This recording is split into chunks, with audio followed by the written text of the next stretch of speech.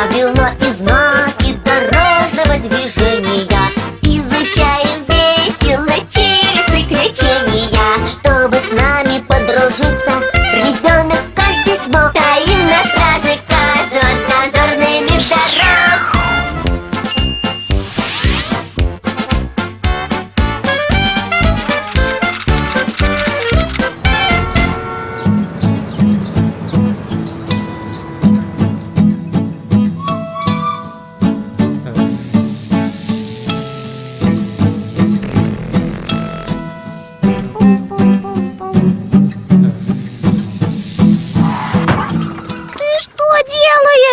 Разве не видишь, что мы тут едем? А почему вы меня не пропускаете? Я же по главной дороге еду. Обязан пропустить, потому что мы девочки. Ты должен оказывать нам знаки внимания. Знаки внимания? И чего я не должен? Сейчас начнется. Вы, девчонки, не умеете играть с автомобилями. Я 100 раз играла. Что вы как взрослые ругаетесь? Алсу сегодня на улицу не выходила. Поэтому в городе такое спокойное утро. Скучное утро. Может, сами слетаем к ней в гости? Давайте. Да, так будет безопаснее. Ну,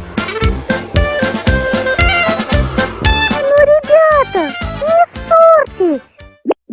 Все мальчишки вредины, а вы все капризные. Как вы вовремя? Помогите нам. Что у вас случилось? Мы играли и вот теперь спорим, кто кому должен оказывать знаки внимания. Знаки внимания? Внимание! Дорожные знаки. Дорожные? В вашем игрушечном городе нет дорожных знаков, а дорожные знаки должны быть везде. Даже на игрушечных улицах, перекрестках и проезжей части. Давайте играть вместе. Давайте! Ну тогда полетели в ваш город. Правильно расставлять дорожные знаки.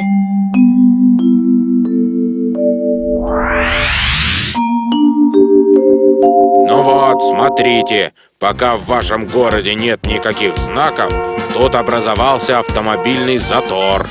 Нужен регулировщик.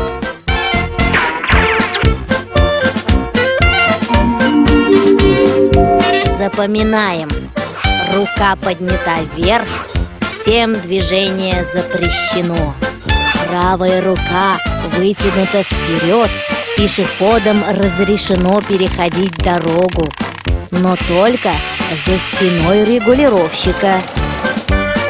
Руки вытянуты в стороны. Пешеходам разрешен переход проезжей части по линии вытянутых рук регулировщика. Вот мы и навели порядок на перекрестке. Здорово! А можно я тоже буду регулировать? И я хочу. И я. Для этого мы и пришли в этот игрушечный город, чтобы всему научиться. Но в настоящем городе регулировать движение транспортных средств и пешеходов может только инспектор дорожно-патрульной службы.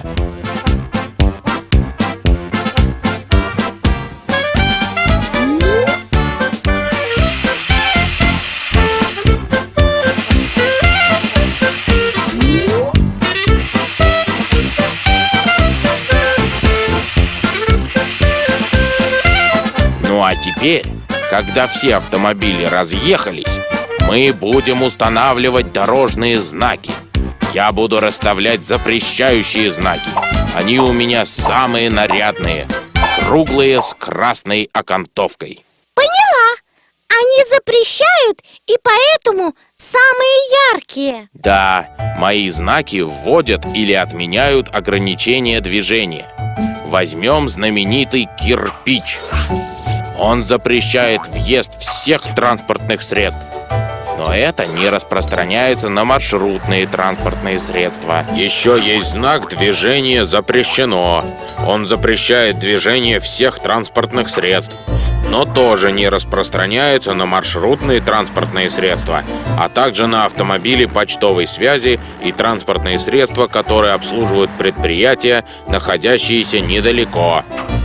Знаки «Остановка» и «Стоянка запрещена» тоже очень пригодятся жителям. Уж поверьте мне. Ну ладно, теперь моя очередь. Мы установим предупреждающие дорожные знаки. Они полезные, а для водителя безопасные. Нарушить-то их нельзя, ведь они просто его предупреждают. Вот, например, дорожный знак «Дети».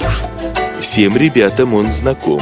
Этот знак устанавливается вблизи детских учреждений, школы, детского сада.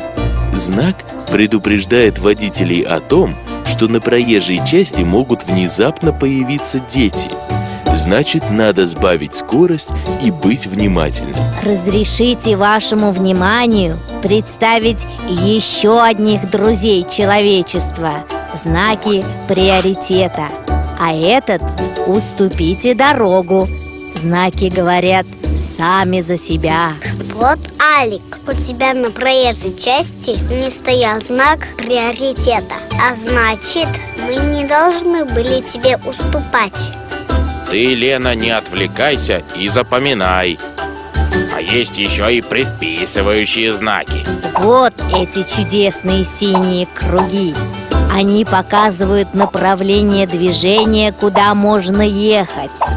Или сообщают о наличии велосипедных и пешеходных дорожек. А у меня еще имеются знаки особых предписаний. Они вводят или отменяют определенные режимы движения. В этой группе находится и важный знак для пешеходов – это пешеходный переход. А вы не забыли, что в информационной группе дорожных знаков тоже есть важные знаки для пешеходов? Это подземный пешеходный переход и надземный пешеходный переход. Между прочим, они самые безопасные для перехода проезжей части. И последняя группа знаков, которая в пути нам подскажет, где находится автозаправочная станция или больница, телефон или пункт питания. А где можно отдохнуть, это знаки сервиса. Как все здорово получилось! Теперь мы не будем ссориться. Я теперь понял, кому нужно во время движения оказывать знаки внимания. И я поняла. Дорожным знаком, а также сигналом регулировщика. А если его нет, то сигналом светофора и дорожной разметки.